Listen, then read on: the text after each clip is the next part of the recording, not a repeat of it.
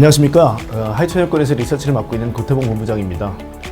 늘 그렇듯이 매년 1월달이면 돌아오는 CES, 저희도 한 3명의 저희 리서치원들이 라스베가스를 다녀왔습니다. 저하고요, 그 다음에 정원석 팀장, 그리고 이상수 연구원이 다녀왔는데요. 정말 CES의 구석구석 돌아다니면서 정말 중요한 것들을 저희 투자자 여러분들과 저희 고객 여러분들께 전달해 드리고자 많이 노력했습니다. 이번 2024년 CES는요, 물론 이제 CTA, 즉 행사를 주최하는 CTA 측에서는 제목을 All Together, All In, All On이라고 해서 아마 인류의 어떤 이제 이 복지나 행복의 증진을 위해서 모든 기업들이 다 나서자라는 부분, 특히 이제 뭐 지구의 환경이라든지 이런 것들을 위해서는 모든 기업들이 다 힘을 합쳐야 된다, 이런 의미, 특히 인공지능을 이용해서 한번 세상을 결국은 좋게 만들자라는 게 취지였다면, 저희는 좀 제목을 좀 다르게 한번 선정을 해봤습니다. 저희는 AI Defined Technology, 쉽게 말씀드리면 인공지능이 정의 내리는 기술이라는 제목으로 저희가 한번 정해봤는데요. 저희가 늘 이제 제목을 정할 때마다 CES를 관통하는 주제들을 한번 선정하려고 굉장히 애를 많이 쓰고 저희도 회의를 많이 해요.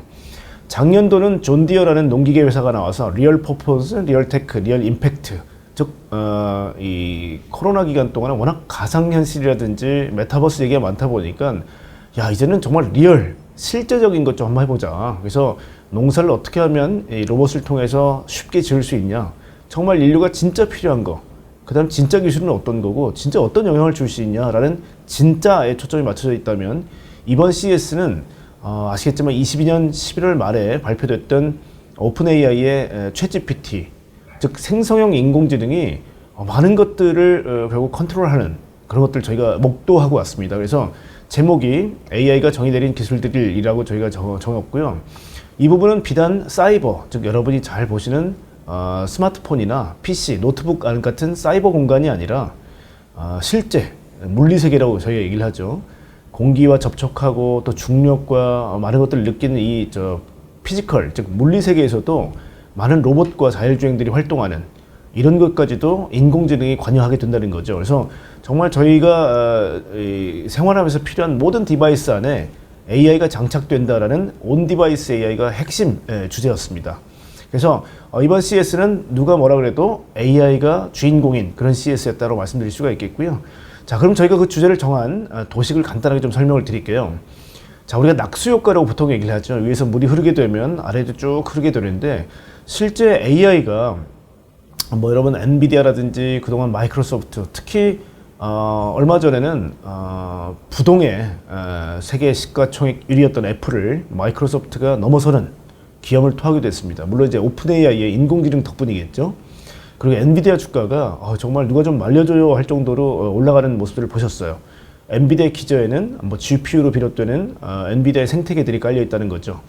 이런 AI가 이제는 소프트웨어를 이제 움직이게 되는데요. 그 전에 한번 보시게 되면 우리가 소프트웨어 디파인 하드웨어, 아마 조금 낯서실 텐데요.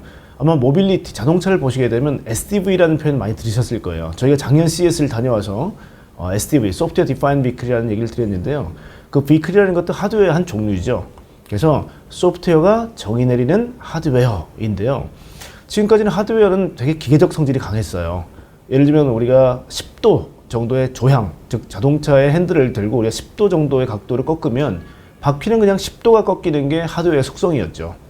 근데 만약에 우리 집 앞에서 유턴이 힘드니까 15도로 만약에 조향을 해줘 라고 소프트웨어가 명령을 내리게 되면 하드웨어의 속성이 15도로 바뀌게 된다는 겁니다.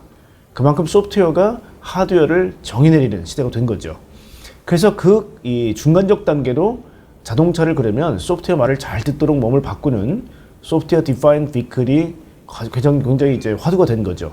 마찬가지로 소프트웨어가 정의 내리는 하드웨어 시대가 도래했습니다. 자, 그런데 이 AI라는 녀석은요, 이 소프트웨어를 정말 잘 다뤄요. 예를 들면 소프트웨어가 우리가 시퀀스라고 얘기하죠. 야, 첫 번째 소프트웨어는 뭐가 구동돼야 돼? 그 다음은 뭐야? 그 다음은 뭐야? 라는 명령을 AI가 내릴 수도 있고요. 그 명령을 내리는 체계가 지금까지는 우리가 코딩이라고 얘기를 해서요. 결국 인공지능이나 아니면 기계가 알아듣는 기계 용어로 우리가 변환해서 명령을 했었어야 됐죠. 근데 AI는 이제는 생성형 AI가 생기고 나서요. 인간의 자연어, 우리가 평상시에 말하는 말로 얘기를 해도 이제 소프트웨어가 알아듣게 된다는 거예요. 그래서 AI가 소프트웨어를 결국은 디파인한다. 그래서 우리는 이제 AI가 define 소프트웨어 이렇게 해서 저희가 레이어를 AI가 소프트웨어를 그럼 소프트웨어가 하드웨어를 이렇게 다루는 시대가 됐다라는 거기 때문에 그런 낙수 효과들이 보이기 시작했다라는 겁니다. 자, 밑에 보시면 하드웨어는 정말 다양하겠죠. 저희가 뭐 볼 수 있는 많은 컨슈머 일렉트릭, 즉 소비자 가전이 됐든 아니면 여러분이 타고 다니시는 자동차가 됐든 아니면 공장 현장에서 일하고 있는 로봇이 됐든 많은 디바이스들이 이제는 AI가 소프트웨어를 그렇게 명령을 받은 소프트웨어가 이제 하드웨어를 움직이는 그런 시대가 됐기 때문에 바야흐로 AI가 모든 하드웨어를 컨트롤할 수 있는 시대가 됐다라는 이런 낙수 효과를 잘 이해하신다면 많은 투자 아이디어도 얻으실 수 있을 거라고 생각합니다. 자, 그런데 이번 CES에서 아마 이구동성으로 하시는 말씀들이 있어요. 야, 금리 인상되고 그렇게 세상이 힘들다 그럴 때 도개청청 올라갔던 게 여러분 잘 아시는 매그니피센트 세븐입니다. 시가총액 상위사들이고 정말 넘사벽인 테크 기업들이죠. 근데 이런 기업들은 CES에 자꾸 안 와요. 특히 엔비디아라든지 애플, 그다음 테슬라 같은 내노라는 기업들이 CES에 나오면 정말 저희가 세상을 판단하기 더 쉬울 텐데 늘 이 친구들은 안 나온단 말이죠. 그래서 숨겨져 있는 이들의 존재를 저희가 느껴보는 것도 큰 숙제 중에 하나였습니다.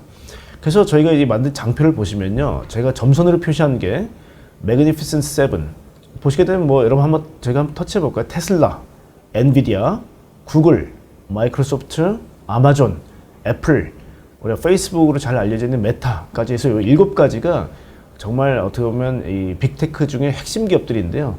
이 기업들은 잘 보이지 않았다. 자, 그런데 저희가 이제 라스베가스에 있는 CES 행사를 보면요, 위치적으로 있는 게 이 센트럴, 중앙에 있는 큰 홀이 있고요. 웨스트, 서쪽에 있는 홀, 그 다음 북쪽에 있는 홀. 그래서 이 3가지가 있는데요.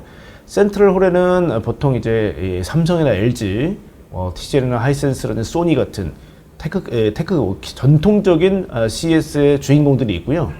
웨스트 간에는 최근에 모빌리티, 자동차와 서프라이 체인들, 그 에코시스템들이 잔뜩 모여 있는 게 이제 웨스트. 노스 쪽에는 헬스, 그 다음에 무슨 로봇, AI, 뭐 이런 쪽에 많이 모여 있는 관들이 있습니다. 그래서 이런 관들이 어떻게 보면 굉장히 덩치가 큰 기업들이 많이 모여 있는 곳들이고요. 그 다음에 유레카 파크는요, 우리가 베네치안이라는 이제 호텔에서 큰 이제 홀들이 있어요. 거기 세계에 있는 스타트업들이 전부 다 운집해서 야, 이런 아이디어 있어 라는 걸 막 뽐내는 자리인데요. 굉장히 작은 기업들이 주로 있습니다. 근데 이 작은 기업들 중에 그나마 좀 크거나 상품성이 있는 회사들이 내놓은 것들이 요 이노베이션 어워즈, 즉 혁신 상들을 수상합니다. 그래서 보시게 되면 약간 이 센트럴 웨스트 노스에 있는 기업들과 이 유레카 파크의 중간 정도 생산 능력도 있고 뭔가 물건으로 만들 수 있는 기업들이 있구나라는 부분들이 이제 가운데 있다면, 이 낙수 효과는 이 AI 기업들이나 많은 이제 어떻게 보면 인프라를 제공하는 기업들로부터 이 낙수 효과는 이런 순서로 떨어질 것 같아요. 자, 그런데 막상 저희가 보면 돈은 누가 버느냐? 거꾸로라는 겁니다. 많은 유레카 파크에 나온 기업들은 아이디어를 막 제공해서 어떻게 보면 큰 기업들 저희 좀 주목해 주세요. 저희 기술을 사가셔도 좋아요. 아니면 저희 회사 투자 좀 해주세요. 이런 차원이기 때문에 돈을 좀 많이 못 버는 기업들이 있다면 상품성을 인정받은 기업들이 상을 받겠죠. 이 기업들이 조금 돈을 더 벌 거고요. 이 기업들은 또 삼성이나 LG 같은 거대 기업들, 이 하드웨어 위주로 만들겠죠.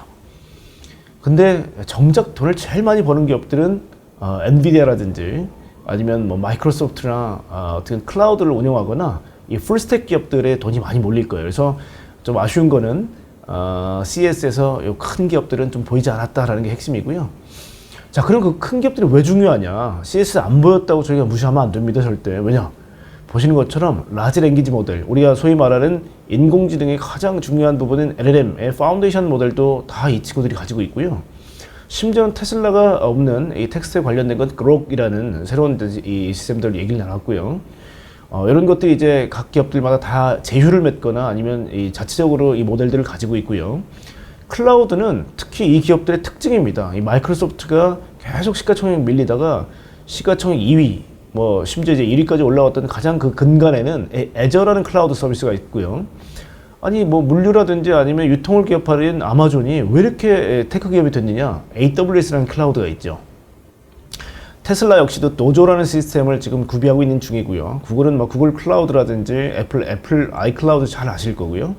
이런 기업들이 이런 이제 클라우드들을 가지고 있고요. 그래서 이 클라우드 시스템 때문에 시가총액 1위서부터 4위까지 포진하는 기염을 토했죠. 그 다음에 이 데이터 소스, 이 클라우드는 있는데 이 데이터를 다 어디서 모아올 거야? 이라는 부분에서는 이 구글이 압도적으로 전 세계의 모든 검색 엔진은 구글로 통한다. 그리고 애플 같은 경우는 사파리가 있죠. 그 다음에 테슬라가 도대체 왜 X라는 이제 XAI라는 것들을 갖고 있느냐? 결국은 이제 텍스트에 관련된 것들을 수집하기 위해서고요. 메타도 역시 페이스북이라는 강력한 일단 데이터 소스가 있습니다. 마이크로소프트 역시 빙이 있기 때문에 오픈 AI한테 나눠줬게 된 거고요. 자, 심지어는 물리 세계인 자동차 쪽까지도 영역을 확대하는 걸 볼 수 있습니다. 테슬라는 당연히 테슬라의 이제 자동차가 있을 거고요. 그다음 구글은 구글 웨이모, 애플은 26년부터 애플 카를 한다고 얘기를 하죠. 그다음에 엔비디아는 2040년까지 벤츠의 모든 자율주행 시스템을 제공해주겠다 하면서 계속 외연을 확장하고 있고요. 그 다음에 아마존 같은 경우는 죽스라는 자율주행 기업을 통째로 사기도 했죠. 로보틱스 역시 마찬가지입니다. 물리세계에서 가장 중요한 게 로보틱스라면 기업들이 뭐 테슬라의 옵티머스라든지 그 다음에 많은 이제 기업들이 특히 이제 뭐 키바 시스템을 비롯해서 아마존 로보틱스도 여러분 잘 알고 계시죠? 뭐 이런 것들이 있고요. 최근에는 구글이 RTX라는 이제 뇌를 이용해서 결국 이 로봇을 움직이는 굉장히 디테일한 것까지도 챙길 수 있는 로봇을 공개를 했고요. 얼마 전에 옵티머스는 이 빨래 같은 굉장히 어려운 행위, 빨래를 이제 개는 그런 것까지 보여줬습니다. 그래서 이걸 보고 나서 야, 이제는 세탁기나 건조기가 다 건조한 거를 개는 것도 이제는 휴머노드 로봇을 할 수 있는 시대가 됐구나라고 많은 분들이 얘기를 하셨어요. 그래서 이런 로봇들도 계속 활성화되고 있고요. 그 근간에는 반도체도 다 자체 설계를 해서 가지고 있어요. 그래서 야, 정말 얘들이 다 하는구나. 근데 이 기업들이 CS에 안 나왔으니 안 나온 기업들을 뭐 우리가 CS에서 찾을 수는 없었지만 여기서 얼마나 많은 영향들이 낙수 효과로 CS 참여 기업들에 있는지를 보는 것도 큰 숙제 중에 하나였습니다. 자, CS에는 늘 주제들을 선정해 주는데요. 어떤 기술들이 새로 첨가되고 어떤 기술이 빠져나가는지가 상당히 중요한데 23년과 거의 대동소이했습니다. 하지만 우리가 AI는 계속 뭐 2012년부터 계속 있었지만 이제는 생성형 AI라는 굉장히 강력한 기술이 탑재됐기 때문에 같은 AI도 AI가 아니다. 그리고 생성형 AI가 어떤 것들까지 영향을 미치는지 저희가 잘 살펴볼 필요가 있었다는 거고요. 저희가 이렇게 이 네모 박스로 쳐놓은 것들이 특히 이번 CES에서 주목해봐야 될 기술이다 라고 볼 수가 있습니다. 자, 그러면 핵심 주제가 아까 말씀드렸지만 CTA는 All Together, All in, All on 이라는 주제를 정해줬고요. 이런 얘기를 하더라고요. 와, 정말 Z세대가 세상에 참 이제 어떻게 보면 새로운 세상을 개척해갈 친구들인데 보니까 중국, 인도, 중동, 아프리카, 뭐 남미, 어떻게 보면 중진국 이하 쪽에 정말 많은 Z세대가 있는데 그 Z세대를 성장시키고 교육시키고 학습시키는 데는 초연결 상태에서 인공지능과 기술 혁신이 도움을 줘 라는 거예요. 그래서 우리 인류가 전부 다 업그레이드 되는데 큰 영향을 주는 게 기술이다라는 큰 아젠다를 일단 얘기를 했고요. 그렇게 해서 이제 핵심 주제 7가지를 선정해서 얘기를 해줬습니다. 이 7가지를 저희가 아마 찬찬히 살펴보겠습니다. 자, 첫째, AI의 에코시스템. 역시 인공지능이 제일 첫 번째 화두입니다. 말씀드렸지만 CTA는 이 CS를 주관하는 부서이고요.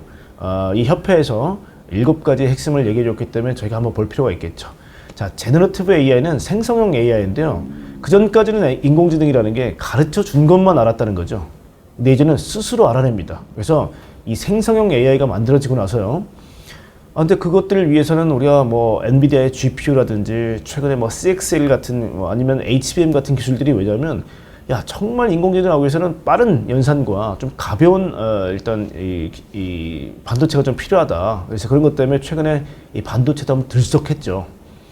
그리고 데이터 인프라스트럭처, 클라우드라든지 아니면 이런 것들, 그 다음에 우리가 AI 알고리즘이라든지 모델들 그런 것들 때 이 합쳐지게 된다면 굉장히 많은 영향을 줄 텐데요. 플랫폼이 있을 거고요. 디지털 트윈, 즉 가상과 현실을 매개해주는 디지털 트윈. 이번에 지멘스 같은 경우가 이 디지털 트윈을 굉장히 강조를 많이 했고요. 그 다음에 로보틱스, 현실 세계에서 실제 액션을 하는 로보틱스까지 영향을 줄 거다. 즉 AI가 모든 것들에 영향을 준다라는 게 첫 번째 꼭지였습니다. 자, 두 번째는 뭐냐면 우리가 계속해서 친환경에 대한 이슈들이 얘기가 나오고 있죠. 뭐 전기차의 전환이라든지 어떤 에너지 소스라든지 이런 것들이 그린 퓨처에 대한 파워링이라는 게 또 하나의 주제였는데요. 머티리얼, 소재들을 어떻게 바꿔야 되니? 여기서 이제 뭐 배터리의 어떤 이 부분이라든지 이런 것들, 환경에 대한 부분들이 많이 얘기가 나왔고요. 결국 이제 계속해서 전동화라든지 아니면 전기 에너지를 얻는 데 필요한 송전이라든지 배전이라든지 전기 생성 문제, 인프라스트럭처 문제가 나왔고요. 그 다음에 많은 부분들이 이제 뭐 수소라든지 아니면 이제 뭐 핵기술이라든지 이런 것들이 계속 이제 이 친환경 에너지를 만들기 위해서 트라이 해본다든지 이런 얘기들이 있고 한 꼭지였습니다. 자, 세 번째는 조금 이제 어려운 개념인데 이 포용적 기술에 대한 디자인. 포용적 기술이라는 거는 저희 이 정상적인 이제 일반인들뿐만 아니라 우리 많은 이제 어떻게 보면 이제 이 장애우들을 위한 기술들입니다. 예를 들면 다리가 불편하신 분들을 위해서 결국 어떻게 하면 우리가 잘 걷는지, 그 다음에 어떻게 휠체어들이 지능들을 갖게 되는지, 그 다음에 건강이 안 좋으신 분들을 위해서 어떻게 이 헬스테크들이 서포트를 해줘야 되는지 등등, 정말 이 기술들이 이제는 정상인 범주를 넘어서 이 장애우들까지 품고 가는 이런 포용적 기술에 대한 부분들이 많이 얘기가 나왔고요. 그 다음에 헬스와 웰니스, 우리가 잘 먹고 잘 살아야겠죠. 그래서 이 건강과 어떻게 보면 우리가 잘 사는, 즉 웰빙에 관련된 테크들도 정말 많이 나왔습니다. 이 AI가 사실 어떻게 보면 센싱 기술, 예를 들면 우리가 심박동이라든지 아니면 혈압이라든지 아니면 뭐 당뇨의 당 게이지라든지 이런 것들이 결국은 측정만 가능하다면 AI가 많은 것들을 우리한테 도와줄 수 있겠죠. 그래서 실제 헬스하고 웰니스 테크가 많이 나왔고요. 심지어는 베개, 침대까지도 우리의 어떤 수면 습관들에 대한 것들을 학습을 해서 어떻게 이제 지침을 주거나 어떤 건강에 문제가 있어요라고 피드백을 주는 그런 상황까지도 기술이 발달됐다라는 거고요. 정말 노스관에는 이 헬스케어에 관련된 정말 많이 나왔습니다. 심지어는 우리 반려견들, 강아지들이나 아니면 우리 뭐 반려묘나 이 고양이들을 보면 전부 다 심장 소리들이 고유의 어떤 소리들이 있대요. 그게 강아지의 종류별로도 다 다르다고 하더라고요. 그래서 심장의 소리만 듣고도 어디가 아픈지를 진단해주는, 물론 이제 많은 이 심장 소리들을 가지고 빅데이터를 가지고 학습을 했겠죠. 그래서 심장 소리가 좀 이상해 할 경우 바로 수의사한테 연락을 줄 수 있는 기능까지도 정말 많은 기능들, 즉 사람뿐만이 아니라 이 반려견들, 동물에 이르기까지, 뭐 당연히 그러면 농가에서 소라, 양을 키우는 분들도 똑같은 어떤 이제 혜택을 누릴 수가 있겠죠. 뭐 그런 것들이 나왔고요. 다섯 번째는 우리가 CES가 원래 이 컨슈머 일렉트릭 쇼인데 이 C를 카라고 얘기하는 우스갯소리가 있습니다. 그만큼 자동차가 많이 나왔는데요. 퓨처 모빌리티, 즉 이 자동차를 넘어서서 이번에는 랜드, 즉 땅에서 이제 달리는 게 자동차죠. 그 다음에 스카이, 하늘. 이번에 현대자동차의 슈퍼널이라는 회사가 SA2라는 UAM 혹은 AAM이라고 얘기하죠. 어번 에어 모빌리티 혹은 어드밴스드 에어 모빌리티, 즉 전동화되어 있는 비행기를 가지고 하늘을 나는 이런 기체도 선보여서 굉장히 큰 관심을 끌었고요. 그 다음에 C, 바다. 역시 뭐 HD 현대라든지 많은 기업들이 또 자율주행 선박을 내놔서 이제는 퓨처 모빌리티는 땅뿐만이 아니라 바다와 하늘까지도 확장되는 모습을 보여줬고요. 자동차는 우리가 승객을 안전하게 나르는 데 목적이 있다면 물류, 어떻게 물류를 자동화시킬 거냐. 그 다음에 농기계들의 이 자율주행 기능을 탑재했던 존디어처럼 어떻게 농사를 잘 지을 거냐 하는 분야까지도 확장됐다. 그래서 퓨처 모빌리티는 큰 테마 중에 하나였습니다. 자, 그 다음에 CES의 전통적 주인공이죠. 가전회사들인데요. 특히 TV가 가전의 핵심입니다. 그래서 Redefining TV as a Digital Hub다. 디지털 허브로서의 자동차의 재정의입니다. 그래서 우리가 커맨드를 내릴 수 있다는 건 어떤 거냐면, 예를 들면 스마트홈을 컨트롤할 수 있는 게 이 핵심이 되는 게 이제 이 TV에다가 명령을 하는 거죠. 야, 그 냉장고에 지금 오이 있는지 좀 알아봐줘. 얘기했을 때 냉장고에 있는 센서들이 실제 오이가 있는지 없는지를 보여준다든지, 그 다음에 야, 불 좀 켜봐 라든지, 뭐 모든 것들을 일단 스마트홈의 커맨드 센터로서 이제 활용할 수 있다는 거고요. 뭐 당연히 카메라도 우리가 뭐 예를 들면 유학가에 있는 아이들과 대화를 나눌 때 당연히 뭐 이 카메라가 있기 때문에 대화가 가능할 거고요. 뭐 이런 것들을 TV라는 허브를 통해 쓸 수 있다는 거고요. 뭐 삼성이라든지 아니면 LG가 뭐 싱큐라든지 아니면 새로운 어떤 이제 스마트 싱스 같은 기술을 통해서 많은 이 가전 제품들을 TV로 통합시키는 뭐 그런 것들도 보여줬고요. 그래서 TV가 허브로서의 기능을 할 거다라는 게 또 하나의 꼭지였고요.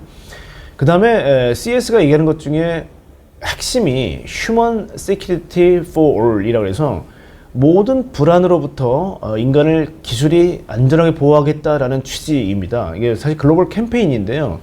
CTN은 이것들을 기술로 구현하겠다는 거죠. 물론 이제 정부의 어떤 복지 제도나 아니면 뭐 레귤레이션 이런 것들로도 불안으로부터 사람을 자유롭게 할 수 있겠지만요. 뭐 예를 들면 팬데믹 기간에 우리가 보편적 복지를 위해서 뭐 기본소득을 제공했다든지 이런 것들로 얘기될 수 있겠지만 여기서는 식량 문제로부터 일단 농기계 로봇이 굉장히 수확량을 크게 늘리고 노동력을 어떻게 보면 줄이면서 에그리푸시다라는 건 농업과 그 다음에 식량 쪽에서 기술이 있을 거고요. 또 하나는 뭐 스마트 커뮤니티즈 뭐 이런 것들 왜냐면 저희가 예를 들면 이런 거죠. 우리가 팬데믹 기간에 락다운이 있었죠. 그럴 때는 외롭다, 소외됐다라는 기분을 SNS라든지 많은 통신 시스템을 통해 서로 연결되는 것들. 그래서 스마트 커뮤니티도 될 거고요. 또 하나는 뭐 많은 디바이스들이 IoT로 연결되는 것들도 마찬가지로 우리 불안을 연결되어 있다는 안정감으로 극복할 수 있을 겁니다. 제가 나이가 들어서 회사에서 은퇴를 했을 때 어떻게 돈을 벌고 먹고 살지? 라는 부분이 또 핀테크가 또 그걸 도와줄 수 있겠죠. 즉 모든 불안으로부터 자유롭게 만드는 게 바로 Human Security for All입니다. 자, 그래서 요 주제들 HS4A가 Human Security for All입니다. 요 하나의 주제. 그 다음에 AI가 모든 것들을 다 관장할 거야 라는 부분에서 온 디바이스에는 쉽게 말하면 스마트폰이나 PC, 노트북 같은 데 들어가 있는 사이버까지도 포함하는 게 이제 온 디바이스 AI라면 정말 물리 세계와 직접 뭐 맞닥뜨리는 것들이 피지컬 인바디드 AI. 그 다음에 생성형 AI는 여기저기 다 들어갔기 때문에 이 뭐 AI. 그래서 결국 AI라는 큰 꼭지 하나와 그 다음에 Human Security for All이 관통되는 주제였고요. 그래서 참가 기업이 로레알, 지멘스, 월마트, 퀄컴, 인텔, HD현대 4개의 회사가 6개의 회사가 키노트를 진행했는데요. 로레알 같은 경우는 아까 얘기했던 휴먼 세이프티가 휴먼 시큐리티가 많이 반영된 게 그러니까 손이 좀 불편하신 분들도 화장을 할 때 손 떨림 없이 잘 화장할 수 있게 만들어 드릴게요 라는 예를 들면 자이로스코프 같은 기술을 넣어서 립스틱을 손이 불편하신 분들도 잘 칠할 수 있도록 만든다든지 내가 원하는 색깔들을 피부 스캐닝을 해서 만들어 준다든지 적극적인 어떤 화장 그래서 아주 대범하게 아름다움은 인간의 욕망이기도 하고 권리기도 하다 뭐 이런 얘기를 선언합니다. 그래서 많은 뷰티 테크 관련되어 있는 디바이스를 내놓았고요. 그래서 작년에 CES가 농기계 회사를 품었다면 이제는 뷰티 테크 아름다움을 위한 기술도 CES가 가장 화두로 제시할 정도로 외연을 확장하고 있다라는 느낌이 들었고요.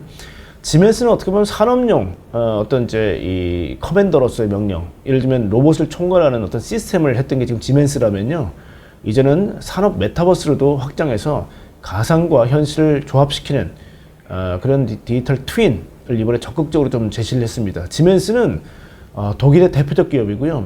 하노버 메세 같은 독일에서 주최하는 테크쇼에서는 거의 주인공입니다. 근데 미국에서 이제 지멘스가 일단 발표를 좀 했고요. 작년에 엔비디아와 손을 잡으면서 더 인공지능 쪽에 하나의 축을 더 추가했다라고 보시면 될 것 같고요. 아마존과 대항해서 싸우는 오프라인의 강자인 월마트 역시도 온라인까지도 우리가 영역을 확대하고 그 다음에 풀필먼트 센터에 로봇을 넣어서 물류 쪽에서는 우리가 이 아마존을 따라잡을 거야 라는 의지가 보였습니다. 즉 오프라인의 온라인화가 핵심이었다면 또 하나는 뭐냐면 인홈 시스템이라고 해서요. 집에서도 필요한 것들에 대한 맞춤형 달달한 과자가 먹고 싶어 하게 되면 과자를 추천해 준다든지 하는 인홈 서비스 같은 경우도 월마트가 제시를 했습니다. 자, 퀄컴은 다 마찬가지겠지만 모바일이 이제는 성장이 어느 정도 멈춘 것 같아. 그러면 모바일 다음은 뭐냐? 모빌리티 혹은 로보틱스까지 확장되죠. 그러니까 통신용 AP와 반도체 설계를 바탕으로 결국 스냅드래곤이 계속 확장되는 그것들을 보여줬던 게 퀄컴 역시도 모바일에서 모빌리티를 확장. 인텔 같은 경우는 AI PC 시대를 발표를 했죠. 그래서 앞으로는 PC 안에 인공지능에 대한 어떤 기능들이 탑재되어 있는 AI PC가 주가 될 거야. 그래서 인텔은 그런 걸 발표했고요. HD현대 역시도 우리 중장비라든지 선박 이런 쪽에 계속 확장, 즉 이 물리 세계에서 AI가 도입되는 것들을 얘기했습니다. 자, 그래서 정말 중요한 개념이 그럼 AI가 도대체 왜 이렇게 자꾸 얘기가 많나? 라는 부분에서 여러분 우리 인간이 가지고 있는 능력들을 한번 볼까요? 글을 읽을 수 있고 말을 할 수 있습니다. 말을 들을 수 있죠. 이런 텍스트 사운드, 세상을 보고 뭔지 판단할 수 있고요. 우리가 행위할 수 있습니다. 움직일 수 있죠. 뭐 춤을 춘다든지 아니면 우리가 수화를 한다든지 아니면 물건을 든다든지 하는 모든 행위들이 이 모션에 해당됩니다. 보고 행동하는 것들. 그 다음에 우리가 촉각이라고 그러죠. 우리가 손으로 봐서 아야 뭐 아프다 아 뜨거워 하는 어떤 감각들, 맛에 대한 부분들, 그 다음에 스멜 냄새에 대한 부분들. 바이오메트릭은 그걸 넘어선 것들이죠. 뭐 몸의 온도를 본다든지 아니면 몸의 떨림이라든지 심장의 박동이라든지 이런 것까지도 보는 이 수많은 촉각들을 이제는 센서들이 처리합니다. 그러면서 이 센서가 처리한 다음에 이거를 역시 학습할 수 있을 거고요. 여기 이제 다음 장에 보시게 되면 나오는 기능인데요. 저희가 정말 정성껏 만든 도표입니다. 하나하나 정말 한 땀 한 땀 만든 이 표이기 때문에 필요하신 분들은 아마 이 장표를 보시면 많은 이해가 될 텐데요. 그 많은 이 감각들을 센서가 취합을 합니다. 센서가 텍스트 같은 경우는 뭐 예를 들면 사람이 쓴 글씨라면 그걸 판독해야 되겠죠. 그래서 그걸 이제 결국 정형화되어 있는 데이터를 치환하는 과정도 필요할 거고요. 사운드는 마이크가 노이즈, 쉽게 말하면 소음들을 다 구분해서 사운드만 딱 보는 것도 있을 거고요. 카메라 역시도 마찬가지 해상도가 낮거나 아니면 날씨가 안 좋을 때는 선명도를 높인다든지 훨씬 더 픽셀 수를 높이는 뭐 그런 행위들도 아마 비전에 포함될 거고요. 모션도 로봇을 활동하게 하려면요, 이 모션을 사람을 모사한, 즉 로봇의 이 명령을 하려면 이 모션을 전부 다 토크나이션 해야 됩니다. 이런 것들. 그래서 센서가 이 모든 행위들을 본 다음에 이걸 디지털화 시킵니다. 그걸 저장하려면 어마어마한 메모리가 들어가겠죠. 그러다가 이 저장했던 것들을 드디어 이 생성형 AI라든지 AI가 결국 분류하고요. 그 다음에 이걸 이제 추론하거나 학습합니다. 그리고 나서 벡터 공간이라는 거죠. 우리가 X, Y, Z 축의 이 3차원 공간에 패턴화 시킵니다. 그래서 이것들을 구분을 해서 야 이건 뭐야. 예를 들면 뭐 I am a boy다 그러면 I라는 거는 문법적으로 어떻게 분류되니? 주어야. 뜻은 뭐니? 나란 뜻이야. 뭐 이런 것들을 전부 다 어떻게 보면 학습을 해서 각각을 토크나이션 합니다. 이 토큰화라는 게 어려운 개념이 아니라요. 인공지능이 알아듣기 전 단계로 여기다 많은 것들을 우리가 태그 갖다 붙인다는 얘기예요. 예를 들면 사람 코는 뭐니? 하게 되면 코에 대한 부분도요. 코만 따로 해서 분류를 하고 입술은 뭐니? 하게 되면 입술도 따로 분류해서 다 어떻게 보면 이게 입술이라는 거는 코 밑에 예를 들면 한 1cm 밑에 붙는 거예요 라는 것들 다 라벨링이 필요합니다. 그렇게 해줘야 우리가 사람 얼굴 그려줘 라는 명령에 탁탁탁 갖다 붙는 게 다 그렇게 만드는 거거든요. 그래서 토크나이제이션이라는 건 어렵게 생각하지 마시고요. 인공지능이 이해하기 아주 쉽게 상세하게 이 태그, 라벨이 붙어있는 그런 단계의 인포메이션이다 라고 생각하시면 될 거고요. 그렇게 만들어진 걸 가지고 우리가 정형화시키는 것들이 파운데이션 모델입니다. 굉장히 가벼워지고요. 언제든 꺼내 쓸 수 있는 단계로 만드는 게 요 기초 모델인 파운데이션 모델입니다. 그럼 기초 모델에서 자꾸 에러가 나거나 거짓말을 하거나 엉뚱한 게 붙어 손가락이 자꾸 6개가 돼 이런 것들은 파인 튜닝, 미세 작업을 통해서 전부 수정하는 작업이 계속 병행되는 게 이 파인 튜닝입니다. 이걸 테슬라에서는 데이터 엔진이라고 표시를 하죠. 이렇게 해서 만들어진 파운데이션 모델이 아마 온 디바이스 AI, 피지컬 인바디드 AI 기본적으로 장착이 되되 통신 연결이 끊어지면 그러면 이 기능을 못 쓰냐? 아니라 이 디바이스 내에서 다 해결하겠다는 게 지금의 움직임입니다. 그래서 앞으로는 AI PC 시대, AI 스마트폰 시대, 뭐 AI의 웨어러블 어떤 디바이스의 시대가 될 거고요. 더 적극적으로 이 물리세계와 직접 맞닿는 농기계, 자율주행차, 로봇, 하늘을 나는 UAV, 언맨드 에어리얼 비클이라고 해서 무인기를 의미하죠. 최근에 뭐 러시아와 우크라이나 전쟁에도 무인기들이 전쟁에 많이 동원됐죠. 그래서 UAV, 뭐 UWS 같은 경우는 이제 뭐 사실 무기입니다. 이게 뭐 무인 무기인데 뭐 탱크나 장갑차나 드론 아니면 사족보행 로봇에 기관총을 단다든지 하는 결국 전쟁을 대신 수행해주는 무기들이 UWS라고 표현하죠. 그래서 이 피지컬 인바디드 AI는 물리세계의 많은 변수들, 중력, 마찰력, 원심력, 구심력, 관성, 빛의 왜곡, 산란, 굴절 전부 다 극복해내야 인간처럼 행동할 수 있습니다. 그래서 이 두 가지 부류는 조금 다르다. 물론 온 디바이스 AI 안에 이 피지컬 인바디드 AI가 포함되겠지만요. 정말 말 그대로 물리세계에 몸을 입은 AI라고 보시면 됩니다.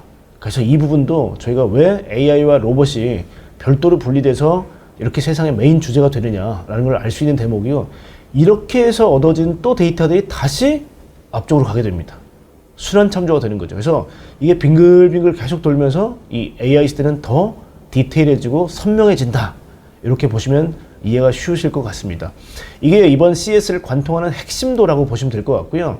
아마 나중에 저희 연구원분들이 설명하실 때 이 전반적인 이 표를 중심으로 이해를 하신다면 어느 영역에 있는 기술들이구나 라고 판단하시는데 굉장히 큰 도움이 될 겁니다. 자, 그래서 하나의 또 꼭지는 불안으로부터 자유라는 말씀을 드렸죠. 전쟁으로부터 자유로우려면 방어력이 굉장히 강해야 될 거고요. 또 그다음에 적국들이 우리의 국방부에 있는 이 데이터베이스를 해킹하려면 어떻게 하지? 양자 보안이라든지 굉장히 기술들이 많이 들어가는 게 전쟁일 거고요. 자꾸 불안하다는 거죠. 저 적들이 우리를 자꾸 해킹하면 어떻게 하지? 환경이 오염되면서 지구가 자꾸 온난화가 된대. 엘니뇨 현상이라든지 계속 기상 이변이 생겨. 이런 것들부터 자유롭게 하는 기술은 어떤 걸까? 우리 건강 문제, 노후화 문제, 노령화 문제 이런 것들은 어떻게 할까? 식량이 우크라이나 전쟁 이후에 밀 가격이 폭등한다는데 우리 먹고 사는데 부족함은 없겠어? 이런 것들은 푸드테크라든지 어그리컬처, 즉 농업 기술들, 유전공학들이 이 문제를 해결한다는 거죠. 은퇴하고 나면 돈을 어떻게 벌어? 이게 핀테크라든지 아니면 파이낸스 쪽에 AI가 도움을 주는 것들. 그 다음에 개인정보나 저작권 보호 같은 것들이 여러분 잘 아시는 블록체인 기술이라든지 NFT라든지 이런 기술들이 도와줄 거고요. 나중에 내가 다리가 불편해지면 어떻게 저기로 이동해? 부분에서 자율주행 휠체어라든지 자율주행 기술들이 아마 우리 이동의 자유를 허락할 겁니다. 이런 것들이 제가 이제 정의 내린 거는 휴먼 시큐리티 포 올은 모든 불안으로부터 결국 기술이 자유롭게 해준다라는 큰 아젠다입니다. 그래서 아마 이 HS4A는 아마 CTA가 주최하는 CES가 계속 돌리는 바뀌지 않은 주제다라고 보여지고요. 조금 저희가 이 숭고한 가치를 조금 저희가 상업적으로 풀이하자면 늘 혁신하고 잘 될 때만 CES가 중요해? 예를 들면 팬데믹 때 다 인류가 힘들어도 리세션, 경제가 빠그라져도 이런 것들이 필요하다는 거거든요. 그래서 아마 불안으로부터의 자유라는 거는 아마 모든 시기를 걸쳐서 아마 CES의 흥행을 위해서는 필요한 요소가 아닌가. 전 장사꾼 약간 속도 있다고 생각합니다. 그래서 HS4A가 굉장히 중요했다라고 보여집니다. 자, CES에서 참 많은 것들을 느꼈는데요. 말씀드렸지만 빅테크 기업은 참여하지 않았어요. 그리고 참 고금리 고물가 상황에서 참 어려웠는데 특히 한국 기업들이 많이 나온 이유는요. 우리가 정부라든지 지방자치단체, 그 다음에 학교들 많은 예산들 좀 틈틈이 내가지고 한국관들을 참 많이 만들었기 때문에 다른 나라들은 돈이 없어 못 나왔겠지만 우리는 정부나 지자체들이 어떤 세금을 가지고 참 많은 기업들을 서포트했습니다. 그래서 정말 많은 기업들이 나왔다라는 거고요. 미중 갈등이 고조돼서 작년에 500개 기업까지 줄었던 중국 기업이 1,100개로 늘었어요. 다시 중국 기업들이 돌아왔지만 예전보다는 확실히 조금 사세가 많이 위축되어 있는 그런 모습을 좀 보일 수 있었고요. AI 분야에서 중국의 존재감은 무시할 수 없었습니다. 왜냐하면 미국에 있는 대학들에서 논문을 저희가 찾아봐도요. 대부분 다 중국 교수들이나 중국 박사들이 논문을 많이 써요. 그래서 이 AI 쪽은 미국만의 전유물은 아니다 라는 부분이고요. 머신러닝이나 딥러닝이나 생성형 AI가 미치는 영향이 정말 마이크로 버티컬, 즉 처음 미세한 저 밑단까지도 미치고 있다는 걸 저희가 보고 왔다는 거예요. 그리고 다양한 혁신과 아이디어가 스타트업들에서 많이 나오고 있는데요. 이 기업들은 스스로 확장될 수도 있겠지만 대기업들의 M&A나 투자를 통해서 흡수될 수도 있음도 저희가 알 수 있었고요.